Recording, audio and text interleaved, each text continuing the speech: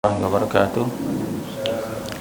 Alhamdulillahirabbil alamin wassalatu wassalamu ala sayyidina Muhammad wa ala alihi wa sahbihi ajma'in.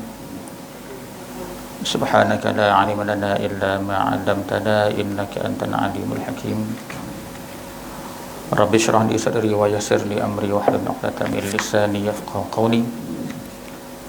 Allahumma aftah alaina hikmataka wa anshur alaina min khazani rahmatika ya arhamar rahimin. Amin ya rabbal alamin. Jadi insya-Allah kita sambung perbahasan tentang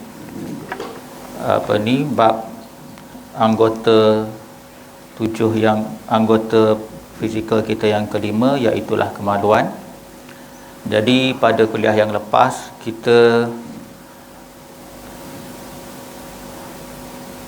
kita dah baca, kita baru masuk tentang mensyukuri nikmat anggota kemaluan, dan kita dah baca perenggan pertama. Namun banyak perkara-perkara yang nak dikupas daripada perenggan pertama ini, dan kita masih lagi berada di perenggan yang pertama. Baik, saya baca balik perenggan ni, kemudian kita sambung setakat yang kita berhenti hari itu. Kata pengarang kitab kita ni, Syekh Abdul Qadir bin Abdul Muttalib, dia kata mensyukuri anggota kemaluan ini ialah dengan memelihara daripada yang diharamkan. Itu hakikat syukur. Hakikat syukur sebenarnya ialah jaga daripada yang diharamkan Allah. Jadi walaupun kita faham dalam kefahaman biasa kita tu, syukur maksudnya terima kasih.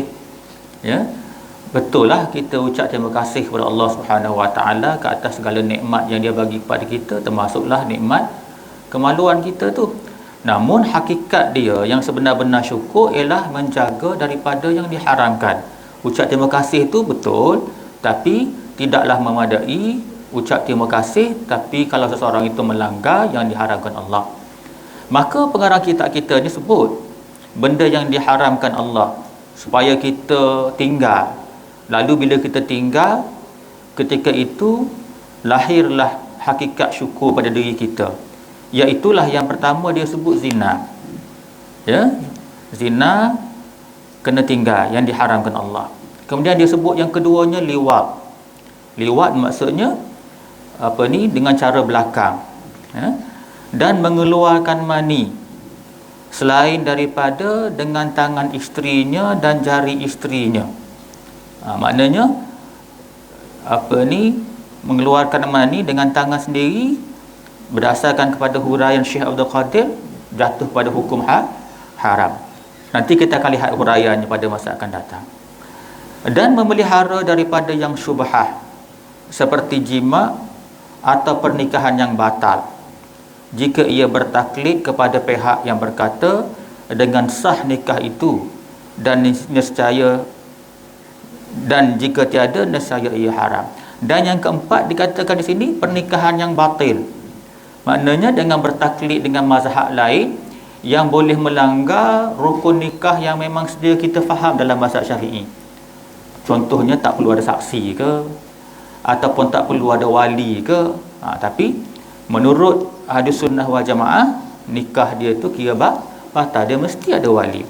Baik. Pada kuliah yang lepas kita dah baca agak detail berkenaan dengan zina. Termasuklah yang terakhir kita baca tentang, lepas kita lihat banyak amaran-amaran Allah Subhanahu Wa Taala tentang zina ni. Sama ada dari segi hukum dunia pun dah berat. Kemudian lepas kita baca khabar-khabaran daripada Rasulullah SAW tentang akhirat, teruk juga. Memang teruk, kena bakar di api neraka. Kemudian yang terakhir kita baca, lepas kita tengok teruknya amaran Allah Subhanahu Wa Taala tentang zina. Zina ni Allah marah sangat. Dia marah sangat zina ni. Kemudian yang terakhir kita baca ialah tentang satu ayat yang berkata, Allah kata wala taqrabuz zina, jangan kamu dekat dengan zina. Zina tu Allah marah sangat. Dekat pun tak boleh. Jadi di antara perkara yang kita sebut pada kuliah yang lepas, definisi dekat dengan zina ni Antaranya berkhalwat. Berkhalwat tu boleh membawa kepada zina. Jadi sebarang perkara yang membawa kepada zina hukumnya haram, maka khalwat hukumnya haram. Berdua-duaan tak boleh dengan tanpa mahram. Termasuk juga dah dari situ yang mendekati zina ialah menghadiri majlis hiburan yang melalaikan, yang bercampur gaul lelaki perempuan. Tak boleh. Contoh dia macam pergi disko, pergi night club dengan muzik yang kuat, dengan pakaian mencolok mata. Sebab itulah night club tu dia boleh hidup sampai pukul 2-3 pagi. Sebab benda tu menyeronokkan. Sebab setan duk jolok. Boleh pegang anak orang, boleh pegang bini orang, kan? Jadi walaupun tak berzina, melakukan perkara semikian rupa, bercampur lelaki perempuan dalam majlis seperti itu, jatuhnya hukumnya haram. Termasuk jugalah yang dikatakan mendekati zina ni, dalam kategori wala taqrabu zina, ialah menonton bahan-bahan lucah yang mendedahkan aurat. Sebab dia membawa kepada merangsang. Hak tu yang jadi pelik sekarang ni. Tuan-tuan pun tahu, boleh katakan tiap-tiap minggu ada saja berita yang berat-berat, kan? Berita yang berat-berat yang kita rasa, yang terakhir ni kita rasa tak lalu nak baca. 2-3 hari lepas saja, kan, seorang lelaki kena tangkap. Isteri dia buat report. Dia lewat anak dia sendiri. Memang bengong tak bengong. Anak dia sendiri yang patut dia jaga. Lepas tu terbongkar lah. Isteri dia tu tak tahan dah. Sebab dia buat isteri dia kat belakang. Dah bertahun-tahun dah. Teruk tak teruk, tuan-tuan. Jadi antara sebabnya benda-benda begini lah. Menonton bahan-bahan lucah yang mendedahkan aurat. Dia merangsang.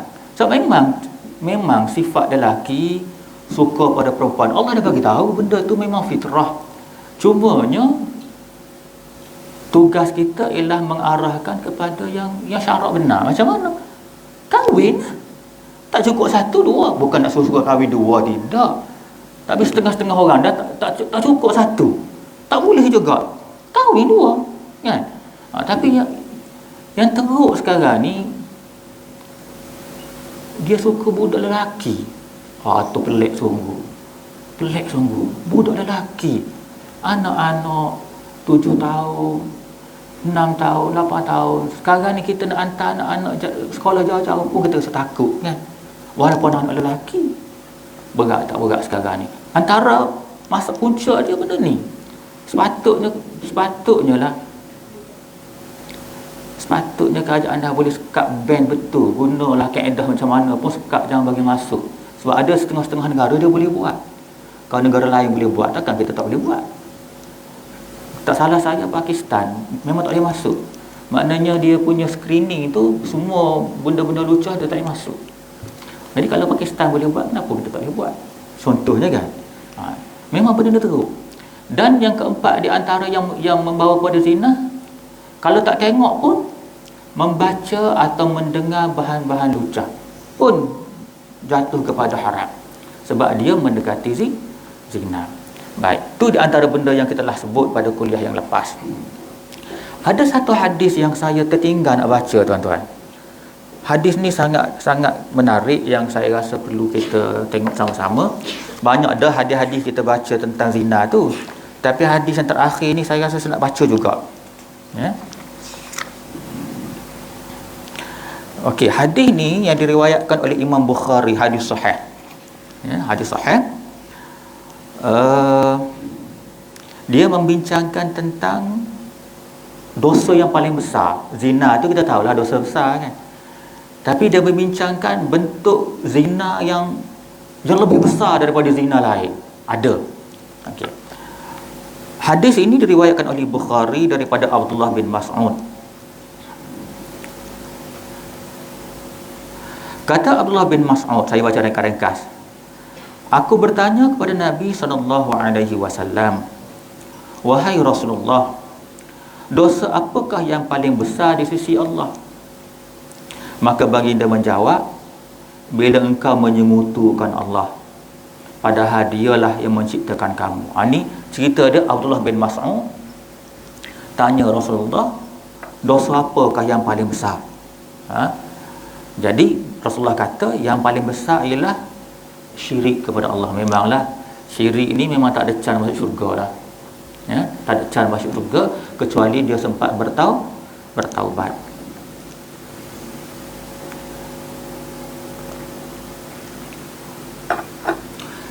Kemudian Abdullah bin Mas'ud tanya lagi, setelah itu apa ya Rasulullah? Lepas tu baginda jawab, jika engkau bunuh anak kamu sendiri, kerana takut dia makan bersama kamu menyebabkan kamu kelaparan. Maknanya dia ni kedekut, mungkin dalam keadaan susah sekali. Dan cerita ni berlaku zaman dulu lah, zaman jahiliah. Sekarang kita tak pernah dengar kan. Kalau berlaku juga teruklah. Maknanya Rasulullah kata, kau bunuh anak kamu sendiri sebab kamu takut nak share rezeki yang kamu ada, takut kamu kelaparan. Maka tu dosa besar juga. Kemudian kata Abdullah bin Mas'ud, setelah itu apa ya Rasulullah? Lepas Rasulullah kata, qala antuzani halilatan jarika, kamu berzina dengan isteri tetanggamu. Yang tu saya nak sebutnya. Rasulullah kata dalam membincangkan dosa yang paling besar ni, yang ketiga, lepas Rasulullah kata syirik, lepas Rasulullah kata bunuh anak kamu dengan sebab takut kamu jadi lapar, yang ketiganya berzina dengan isteri tetangga. Boleh jadi di kalangan kita ni insya-Allah tak ada lah, sebab kaki surah belaka kan. Tapi benda ni boleh berlaku bila mana masing-masing teringat kepada Tuhan, duduk dalam keadaan liar, fikir dunia semata-mata. Kehidupan kerja, berhibur. Tu bahaya. Jadi kita ni yang jadi sebagai ayah, jadi sebagai pak, jadi sebagai suami, nak kena perhati bawah kita tu supaya jangan sampai termasuk dalam golongan ini. Dia boleh kena jadi tuan-tuan. Jangan ingat benda ni tak boleh berlaku di kalangan keluarga Pak Imam ke Pak Bilal, jangan. Sebab kita lain, anak kita proses dia lain pula. Masa dia pergi masuk universiti, mana kita boleh kontrol dia. Kemudian dia pergi kerja pula, berjumpa dengan benda yang pelik-pelik. Kadang-kadang boleh bertukar tuan-tuan. Dia boleh bertukar. Asalnya jadi orang baik, jadi tak baik. Bila dah kehidupannya kerja semata-mata kerja, kadang-kadang timbul satu masa nak berhibur. Berhibur itulah dia tak jumpa benda yang menyebabkan hati dia tenang. Maka satu daripadanya kaedah menghibur, mula duk perhati bini orang.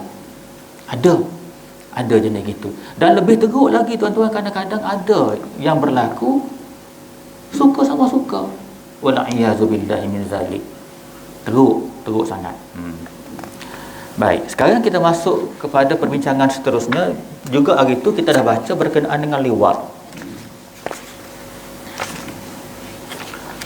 Saya baca lebih kurang apa yang kita baca bawah ni. Liwat pula.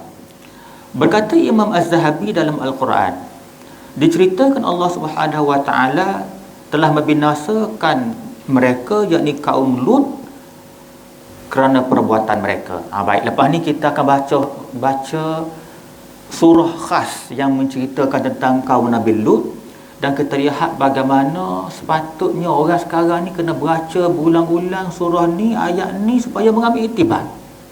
Baik, kita biar dulu cerita pasal kisah Nabi Lut ni. Kita baca dulu apa yang ada dalam ni. Telah ijma' ulama', kata Imam Az-Zahabi, homoseksual ni dosa besar. Ijma' ulama'. Tak ada ulama' kata sebaliknya. Lepas tu Imam Az-Zahabi dia bawa satu hadis Nabi SAW. Kita dah baca dah hadis ni daripada Ibnu Abbas radhiyallahu anhu. Hadis diriwayatkan oleh Imam At-Tirmizi. Kata Nabi Muhammad sallallahu alaihi wasallam, man wajadtumuhu ya'malu 'amalan qaumi Lut faqtuluhu fa'ila wal maf'ula bihi. Kata Rasulullah, sesiapa yang kamu dapati ya'malu, beramal, amalan qaumi Lut, dengan amalan kaum Nabi Lut, yakni melakukan homoseksual, Kata Rasulullah, faqtulu, bunuhlah mereka. Bunuhlah. Bunuh siapa dia? Al-fa'ilu, yang pelaku, wal maf'ul bihi, yang dilakukan. Maknanya yang melakukan homoseksual dan yang menerima pun dua-dua kena. Kalau berdasar pada hadis ini.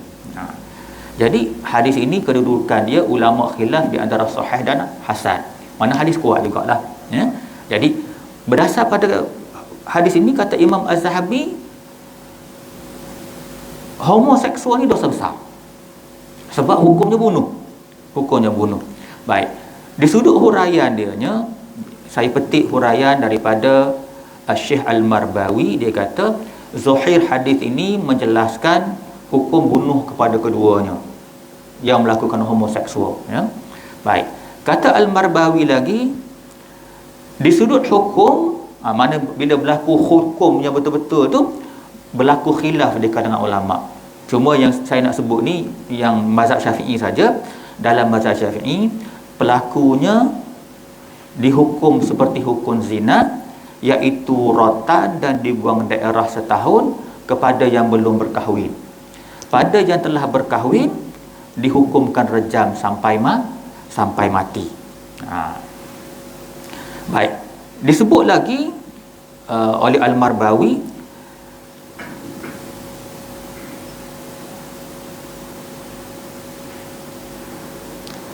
tadi tu yang melakukan homoseksual, yang kena laku pula hukumannya dirotan, dibuang daerah, sama ada yang belum kahwin ataupun telah berkahwin. Maknanya ada dua, dia ada sikit berbeza dengan hukum zina di sini, sikit berbeza. Al-Marbawi sebut lagi, jika pada isteri, kalau misal kata kena pada isteri, ya, macam kes yang saya sebut tadi, tuan-tuan boleh baca kisah tu dalam berita harian ke harian Metro 3-4 hari lepas, jumpalah, ya. Dia buat pada isteri dia, kata Al-Marbawi dikenakan hukum ta'zir. Yang tadi tu hudud, hukum ta'zir. Baik. Setengah-setengah orang tak faham, dia kata okeylah tu ta'zir je. Jangan. Ta'zir ni kena faham baik-baik. Ta'zir ni dia bergantung kepada budi bicara hakim. Tu ta'zir. Dan dia boleh pergi limit dia sama macam hukum hudud. Kalau hukum kena bunuh, ta'zir ni boleh membawa pada hukum bunuh. Cumanya banyaklah perkiraan dia tu. Banyaklah perkara-perkara yang kena ambil kira.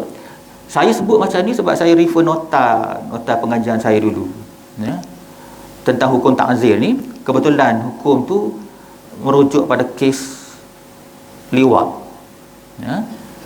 Ini saya baca petikan nota kursus syariah Universiti Melayu. Saya baca, dalam mazhab Syafi'i, contoh hukuman bunuh dalam kes ta'zir ialah melakukan kesalahan liwat, sama ada lelaki atau perempuan. Maknanya dia boleh pergi kepada limit bunuh.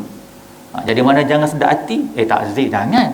Ta'zir ni dia boleh sampai limit hukum hudud. Baik. Sekarang saya nak lihat beberapa keterangan berkenaan dengan liwat. Sebenarnya tuan-tuan banyak sangat nas yang membincangkan tentang liwat ni.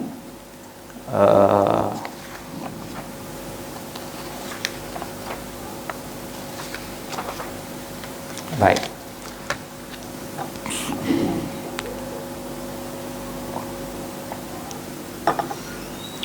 Baik, berkenaan dengan liwat ni tuan-tuan, memang banyak terdapat nas yang memang terlalu kuat, iaitu ayat Al-Quran sendiri, ya. Jadi yang pertama ni saya akan baca surah Hud. Jadi lepas ni tuan-tuan boleh kalau ada masa buka surah Hud, surah yang ke-11. Jadi yang saya nak baca ni ialah ayat 82, ya. Tapi cerita yang menghuraikan 82 ni bermula daripada ayat 77 sekali. 77 sampailah 82. Baik. Kita baca nas dia. A'udzubillahi minasyaitonirrajim. Surah Hud ayat 82. Allah Subhanahu wa taala kata, falamma jaa amruna, maka tatkala datang keputusan kami, yakni azab kami. Saya ulang balik, falamma jaa amruna, maka tatkala datang keputusan kami, yakni azab kami. Ni cerita ni azab, nak azab kaum Nabi Lut lah ni, cerita dia ni.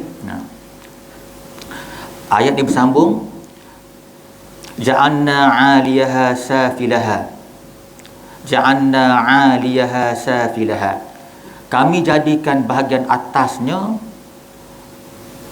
ke bahagian bawah. Ja'alna, kami jadikan mereka 'aliyaha, bahagian atasnya, safilaha, maknanya ni cerita keadaan yang Allah buat kepada kaum Nabi Lut. Bahagian atas bumi dia tu merujuk kepada bumi Sodom ni. Dia terbalik jadi macam ni. Ni yang Allah buat kepada kaum Nabi Lut. Ini yang kita kena faham betul-betul ni. Kena perhati betul-betul kenapa Allah tulis benda ni dalam Al-Quran. Saya ulang balik, falamma jaa amruna ja'alna 'aliyaha safilaha, maka tak datang keputusan kami, yakni azab kami kepada Nabi Lut. Ja'alna, kami jadikan 'aliyaha, bahagian atasnya, safilaha, kepada bahagian bawah terbalik. Wa amtarna 'alaiha hijaratan, dan kami hujani ke atasnya dengan batu. Lepas Allah terbalikkan tu, lepas tu di masa yang sama Allah hujani batu pula. Batu pula. Ini yang berlaku atas dunia ni tuan-tuan, bukan di akhirat ni. Yang berlaku atas dunia, yang telah berlaku, yang sepatutnya kita umat manusia ambil iktibar. COVID-19 nothing, tak ada apa sebenarnya. Ni dahsyat ni, balik kan. Kalau tuan-tuan baca sejarah tempat tu, Sodom tu, lepas tu jadi laut mati kan. Laut mati, ikan pun tak boleh hidup. Dia jadi tasik, dia jadi laut mati, ikan tak boleh hidup situ. Maknanya Allah nak suruh orang berfikir, Allah boleh buat sampai tahap jadi macam tu. Kalau misal kata kita berenang, tak pandai berenang tak boleh timbul. Kandungan garam dia tinggi kan, dia timbul. Special situ. So ulang balik, lepas Allah kata terbalik kata, wa amtarna 'alaiha hijaratan, dan kami hujani ke atasnya, ke atas mereka dengan batu-batu, min sijil, dari tanah yang terbakar, daripada sijil, mamdud, secara bertubi-tubi. Jadi Allah cerita ni satu peristiwa yang jauh, sangat jauh, lebih teruk daripada COVID-19. Bumi Allah angkat, terbalikkan, atas tu jadi bawah, bawah jadi atas. Kemudian Allah banding dengan batu-batu daripada tanah yang terbakar. Mamdud, bertubi-tubi. Kemudian dalam ayat yang ke-83 Allah sambung lagi, musawwamatan 'inda rabbik wa ma hiya minadh zalimin biba'id. Batu-batu tu diberi tanda dari sisi Tuhanmu. Maknanya ada nama. Pada batu tu ada nama, tujuh siapa? Tujuh sianu. Memang kena hancur, pecah muka. Hak terbalik. Hak kena batu. Batu tu pula api, batu terbakar. Tuan-tuan. Tuan-tuan pernah tengok kan yang filem dokumentari National Geographic yang ambil gambar kawah gunung berapi kan? Tengok pun takut. Tapi ada orang berani tu pergi kapak nak pergi tengok orang. Berani geng-geng ni. Berani. Begitulah keadaan. Teruk tak teruknya. Bertubi-tubi. Baik. Kemudian Allah kata, lepas Allah kata musawwamatan 'inda rabbik, dia beri tanda dari sisi Tuhanmu, wa ma hiya minadh zalimin biba'id, dan tidaklah ia dari orang-orang yang zalim itu jauh. Allah kata orang yang zalim memang kena, tak jauh daripada benda tu, memang kena. Baik, cerita ayat 82, 83 ni dia ada sejarah. Tafsiran dia tu dalam ayat sendiri. Balik-balik ini minta tolong tengok, buka surah Hud. Cerita dia bermula daripada ayat nombor 77. Baik, saya baca perlahan-lahan oleh kerana panjang, jadi saya tak baca kat Arab lah, ambil masa kan. Saya baca terjemah aja. Balik ni tuan-tuan baca. Okey, sebelum sampai kepada cerita ayat 82 yang bumi dia terbalik tu, Kita baca ayat 77. Macam mana nak ceritanya keadaan kaki liwat ni? Macam mana keadaan kaki liwat? Betul lah dengan, tak tahu pula orang lain. Saya sendiri setiap kali baca surat khabar tu rasa risau sangat. Kok nanti hak kita baca, tuan-tuan kena ingat, yang kita baca tu hak dilapor, hak tak dilapor. Ramai mana isteri-isteri jadi mangsa benda-benda yang macam ni. Kita yang baik-baik ni tak apa di luar kita, kan? Banyak mana? Baik, cuba kita baca ayat ke-77 surah Hud. Allah kata, maksud dia ketika para utusan kami, yakni malaikat, datang kepada Lut, dia merasa gundah dan dadanya terasa sempit kerana kedatangan mereka. Dia, yakni Lut, berkata, ini hari yang sangat sulit. Ayat ke-77 ni cerita malaikat yang Allah utuskan. Cerita ni dalam Quran, tuan-tuan, bukan cerita dongeng, tak. Malaikat Allah utuskan nak pergi jumpa Nabi Lut, nak bagi tahu, nanti kita akan jumpa cerita dia, nak suruh Nabi Lut cepat-cepat keluar, sekejap lagi Allah nak balikkan bumi Sodom. Tu cerita dia. Jadi malaikat mari jumpa Nabi Lut. Nabi Lut susah hati. Nabi Lut susah hati. Siapa dia kata inilah hari yang sangat sulit pada aku. Sebab apa? Malaikat mari dengan keadaan pemuda yang cantik. Lepas tu pula keliling dia ni pantang ada lelaki cantik, dia akan mari serbu, dia mari gap. Berat tak berat? Teruk tak teruknya? Mari pemuda, dia tak suka perempuan ni, tuan-tuan. Marilah mata hijau pun tak minat. Dia minat lelaki. Pelik tak pelik?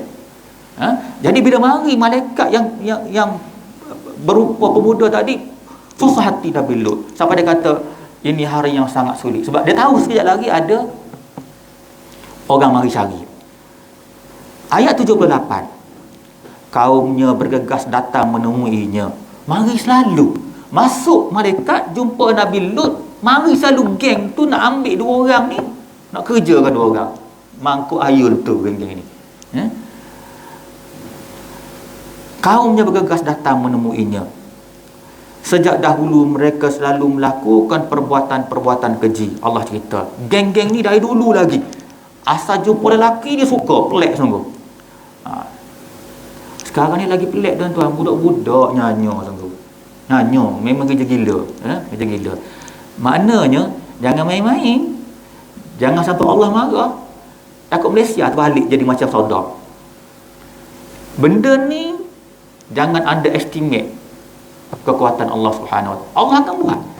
Allah buat COVID pun menggelupur semua, kan? Menggelupur semua. Lut berkata, wahai kaumku, inilah putri-putriku. Mereka lebih suci bagimu untuk dinikahi. Bila mari tu nak minta dua orang malaikat. Nabi Lut tu kata, ambillah anak aku ni sebagai ganti. Maknanya dia pujuk, tak nak kacau. Padahal kalau kena kita tak nak bagi anak kita dah, kan? Di sekitar sudut kan, dah tahu dah jenis pelik lagu tu. Nak pujuk juga. Maka kata Nabi Lut, bertakwalah kepada Allah, janganlah kamu mencemari namaku di hadapan tetamuku. Tidak adakah di antara kamu orang-orang yang berakal sehat? Maknanya Nabi Lut tu merayu, jangan ambil malaikat. Padahal malaikat tu sekali kena jentik ke malaikat berterabur, kan? Malaikat tu mari tu. Ayat 79 pula kata, mereka menjawab, mana kaum Nabi Lut tadi, sesungguhnya engkau pasti tahu bahawa kami tidak mempunyai keinginan syahwat kepada puteri-puterimu.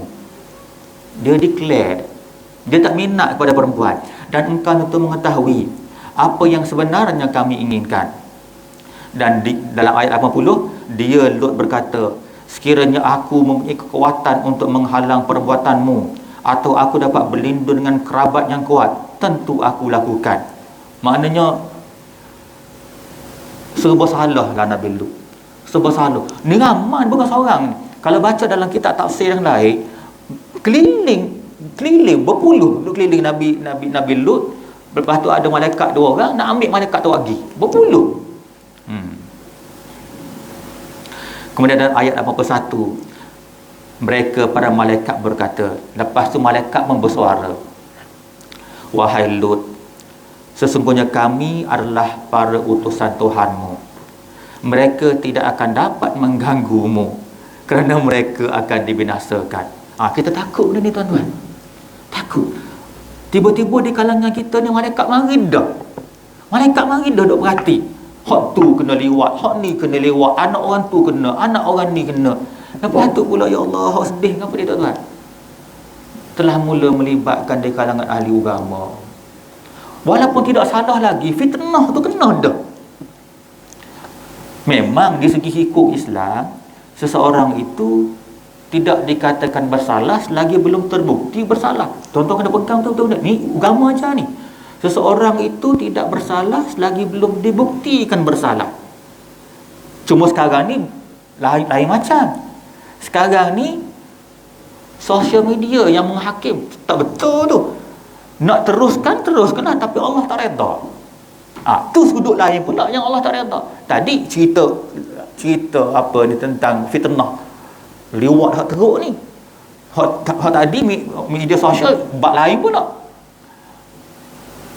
Dua-dua tu sebenarnya sebab Allah murka. Dua-dua tu. Saya baca habis. Wahai Lut, sesungguhnya kami adalah para utusan Tuhanmu. Mereka tidak akan dapat mengganggumu kerana mereka akan dibinasakan. Oleh itu, pergilah bersama keluargamu. Mana dia mari tu nak suruh Nabi Lut cepat-cepat keluar. Cepat-cepat keluar. Oleh kerana itu, pergilah bersama keluargamu pada sebahagian malam, yakni dini hari, dan jangan ada seorang pun di antara kamu yang menoleh ke belakang. Pergi jangan toleh belakang. Pergi jangan toleh belakang. Mu nak berjalan tu pergi, sebab belakang kamu bertolak pergi tu, malaikat siap nak buat kerja dia. Yang dua orang tadi nak ustaz buat kerja dia. Kecuali isterimu. Allah Rabbi. Ini satu benda lagi. Nak ceritanya tuan-tuan, boleh berlaku keadaan suami walaupun pak lebay, walaupun pak imam, isteri boleh memilih yang opposite. Boleh berlaku. Sebab Nabi pun berlaku. Ikut cerita dia, disebut dalam tafsir Ibnu Katsir, ada dua tafsiran dekat sini. Yang pertamanya, tafsiran yang masyhur, isteri dia ni bersekongkol dengan, sebab isteri dia ni kerabat dia ramai belah tu, adik-beradik dia sebelah tu, sebelah suka liwat ni. Jadi dia bersekongkol dengan geng-geng tadi untuk, orang kata, untuk perhati dua orang malaikat ni yang mari. Dia bagi tahu yang malaikat apa ni pakat mari likung malaikat dua orang tu. Dia bagi tahu. Kita mari dah. Jadi malaikat tu kata, pergilah kecuali isterimu. Allahu Rabbi. Isteri yang kita sayang kan. Begitu juga Nabi Lut. Sedih dia tu. Tinggal belakang. Dia kata kecuali isterimu. Janganlah kamu ajak pergi kerana telah berkhianat. Sesungguhnya dia akan terkena siksaan yang menimpa mereka, dan sesungguhnya saat kehancuran mereka terjadi pada waktu subuh. Bukankah subuh itu sudah dekat? Itu ringkas dia, panjang, tuan-tuan boleh buka mana-mana kitab tafsir. Ibnu Katsir pun ada sebut. Saya ulang balik, surah Hud bermula daripada ayat 77 sampai 72. Lepas tu tuan-tuan, mula berdentum, bumi diangkat, batu terbalik, serentak pula batu-batu berapi, teruk, kena memang teruk, hancur lebu, seorang pun tak hidup. Allah Rabbi. Baik, kalau saya tanya tuan-tuan, sama ke dengan COVID-19? Jauh tuan-tuan. Boleh jadi COVID-19 ni Allah nak ingatkan, bagi sedikit saja tempias supaya kita berfikir. Kita berfikir, maknanya masyarakat kita akan teruk kalau bisa kata isu liwat, zina ni berterusan. Allah Rabbi. Masuk dah dia. Baru nak masuk gear 5 dia.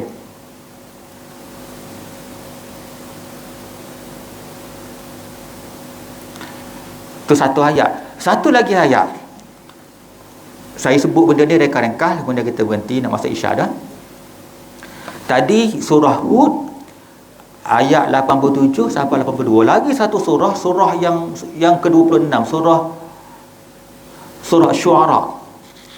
Surah Asy-Syu'ara ayat ke-165, surah yang ke-26. Asy-Syu'ara ayat 165 sehinggalah 166.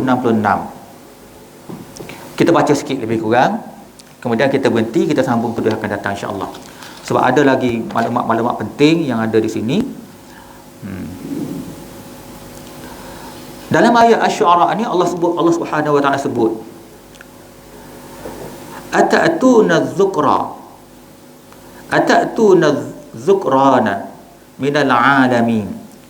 Allah kata, mengapa kamu ata'tuna dzukrana, mendatangi jenis lelaki? Kenapa kamu datang jenis lelaki? Minal alamin, daripada seluruh alam, maknanya daripada seluruh dunia ni, seluruh makhluk dalam dunia ni, kamu suka pada lelaki. Kena Allah sambung dalam ayat 166. Wa tadharuna ma khalaqalakum rabbukum min azwajikum. Dan yakni sementara itu kamu tinggal apa yang diciptakan untuk kamu oleh Allah, oleh Tuhan kamu, dari isteri-isteri kamu. Bal antum qaumun adun, bahkan kamu memang kaum yang melampaui batas. Kemudian ayat ni ujung sekali tu, ayat tadi Asy-Syu'ara 165 dan 166 tu, itu merupakan peringatan dakwah Nabi Lut kepada kaum dia sewaktu dia mari nak ambil 2 orang malaikat. Maknanya dalam surah berbeza. Lepas tu yang terakhir tadi, kaum Nabi Lut kata apa ke dia?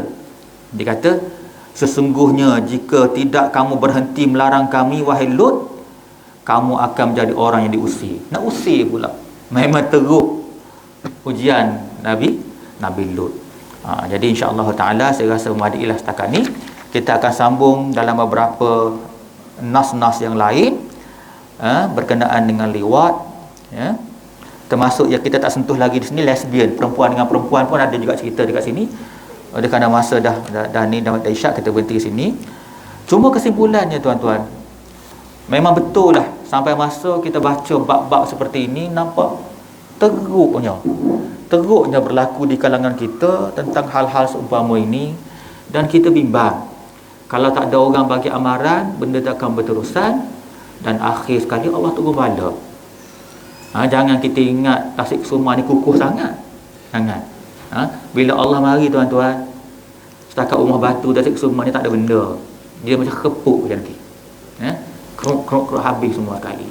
Jadi mudah-mudahan Allah lindung kita, Allah jadikan kita ni orang yang kuat. Bahkan fungsi masjid ni, kalau misal katalah berlaku di kalangan ahli karya, tak hidup dia, kena buat tindakan. Kalau berlakulah benda-benda yang macam ni, katakanlah seorang perempuan datang mengadu, cerita hal-hal yang macam ni, orang surau kena buat tindakan. Sebab kita yang lebih faham, kita mengaji kan. Jangan biar nyanya kepada isteri, nyanya kepada anak-anak. Teruk sangat, ya. Saya rasa memadailah setakat ni. Ada soalan kan?